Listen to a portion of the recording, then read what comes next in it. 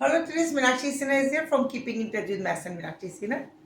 हमेशा की तरह क्लास 10th के एग्जाम्स की तैयारी के लिए जो सीबीएसई यूपी बोर्ड आईसीआईसी के बच्चे हैं उनके लिए मैं क्वेश्चंस लेके आई हूँ। आजकल तैयारी का सीजन है, एग्जाम्स आने वाले हैं। आप प्रैक्टिस कीजिए। इसी पॉइंट ऑफ व्यू से मैं डिफरेंट टाइप के क्वेश्चंस लेके आती हूँ, डिफरेंट बुक से। एक पर्टिकुलर कोई बुक नहीं लेती, क्योंकि बच्चों की क्या आदत होती है, वो अपनी बुक के क्वेश्चंस अगर कर लेते हैं तो वो समझते हैं कि हमें सब कुछ आता है, लेकिन उन बुक्स में लिमिटेड क्वेश्चन होते हैं। आपको परफेक्ट बनने के लिए कहीं भी किसी भी बुक से कोई क्वेश्चन आपके कोर्स का दिया जाए, यू कैन डू इट। आपको रटा हुआ ना हो, ये मेरी इच्छा है। इसी वजह से मैं डिफरेंट टाइप के क्वेश्चंस लेके आती हूँ। इस समय जो क्वेश्चंस ले रहे हैं ये देखिए ट्रिकी है, अच्छे हैं। कठिन मैं बाद में कराऊंगी, अभी मैं छोटे छोटे क्वेश्चंस करा रही हूँ। वो इसलिए कि आप दो तीन चार वाले नहीं कराए, दो या तीन, एक दो तीन नंबरों तक आप इजीली समझ लें कैसे टिक करके क्वेश्चंस करनी है और कैसे आप उसको निकाल सकते हैं। क्वेश्चन इसके अंदर ये दे रहा है, बड़ा आसान है वैसे। A circle has its centre at origin. सबसे पहली बार क्वेश्चन क्या है, ये दो दो नंबर के क्वेश्चन होंगे बोर्ड में। दो नंबर का, यानी कुल मिला के 4 नंबर के क्वेश्चन है। 2 नंबर का ये आएगा करीब करीब, और 2 नंबर का ये आएगा मेरे हिसाब से। मैं अपने हिसाब से कहती हूँ, जिस क्वेश्चन का नेचर देखकर। अब ये कह रहा है the circle has its centre at origin. तो क्वेश्चन नंबर 1 का हम सॉल्यूशन दिखा रहे हैं कि सर्कल का सेंटर का है ओरिजिन पे। तो हम पहले एक्स एक्सिस और वाई एक्सिस बना लें। ये हमने एक्स एक्सिस वाई एक्सिस बना लिया। इसके अंदर ओरिजिन ये हो गया, यानी ये 0 0 हो गया। यहाँ पे आपका सेंटर है। क्लियर? बिल्कुल, ये सेंटर है। मतलब किसका सेंटर? एक्सेस का सेंटर। अभी सर्कल का सेंटर नहीं है, ये सर्कल का सेंटर नहीं है, ये ओरिजिन है हमारा, ये वाला 0 0 वाला। अब एक सर्कल है, उसका सेंटर पी पॉइंट है, जिसका कोऑर्डिनेट कितने हैं? 5 और 0। तो इसका मतलब एक्स एक्सिस में 5 चलेंगे, ऊपर वाई एक्सिस की तरफ नहीं गुजरेंगे। यानी यहाँ कहीं सपोज ये 1 2 3 4 5, ये वाला हमारा पॉइंट 5 और 0, ये सर्कल का सेंटर हो गया। ये सर्कल का सेंटर है, ठीक है, सेंटर है। अब क्या कहता है? Lies on it. अच्छा, अब एक अनदर पॉइंट है, एक दूसरा पॉइंट है जो सर्कल का सेंटर हो गया। इसका मतलब जितना दूरी वो यहाँ से सर्कल पे है, उतनी दूरी वो उधर से भी होगी।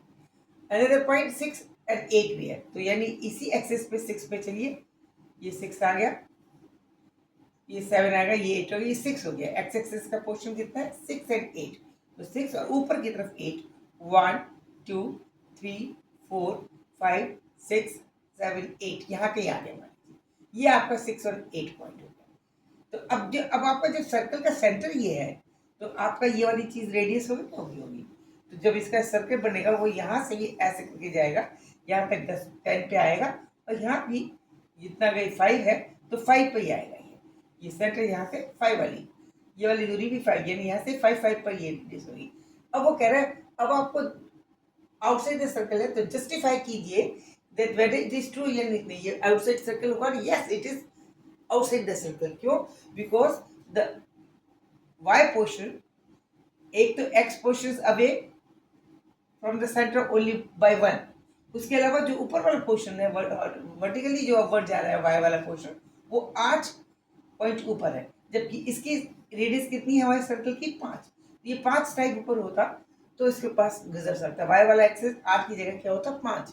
तो ये इसके सरकमफ्रेंस पे होता है, सर्कल के ऊपर लाइक करता।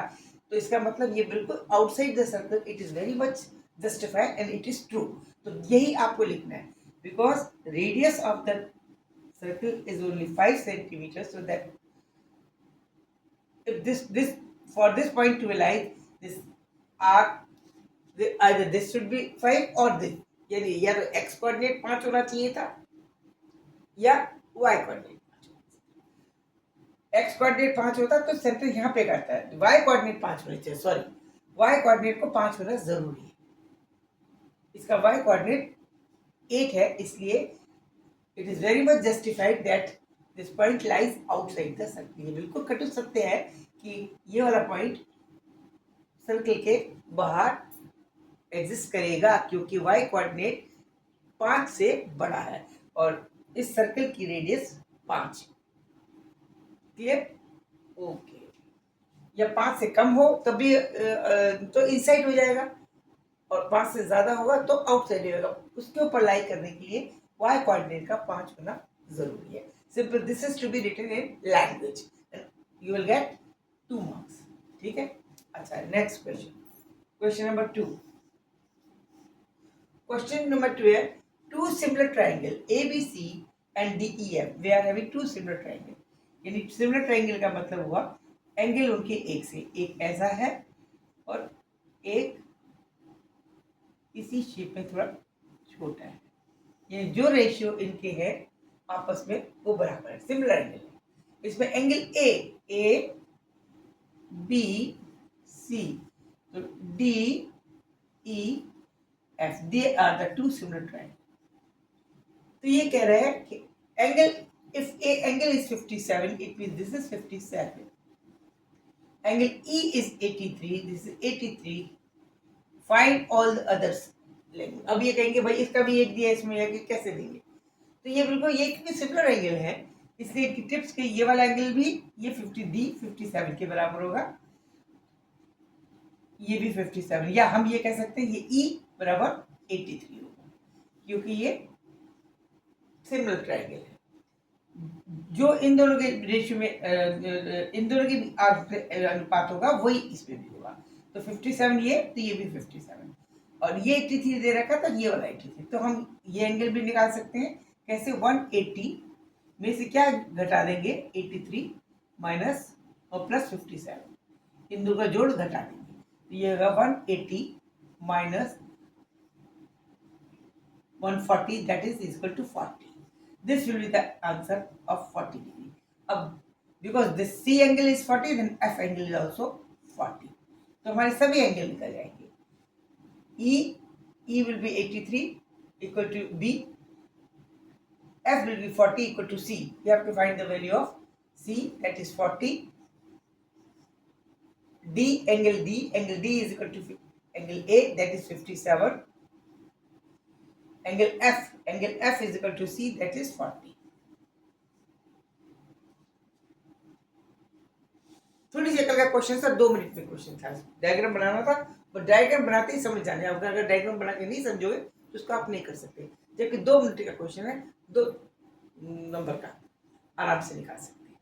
प्रैक्टिस कीजिए, और मेरे समझाने में अगर कोई कमी है तो मुझे बताइए, लाइक कीजिए। कोई नया व्यूअर है मेरा तो उसको प्लीज़ सब्सक्राइब करिए, लाइक कीजिए, कमेंट कीजिए।